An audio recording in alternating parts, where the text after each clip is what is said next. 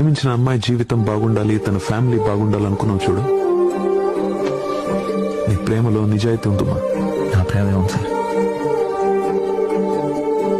పెళ్ళైపోగానే ప్రేమించిన వాళ్ళు ఉన్నారో పోయారో పట్టించుకుని ఈ రోజుల్లో నా లైఫ్ బాగుండాలని పల్లవి, క్రిస్టి లైఫ్ బాగుండాలని అరుణ్. వాళ్ళ ఆలోచన ముందు నా ప్రేమ ఉంది సార్. ఒక జ్ఞాపకం అంతా.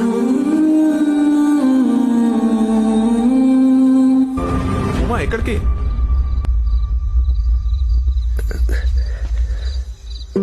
ఇదంతా నాకు అర్థమైంది సార్.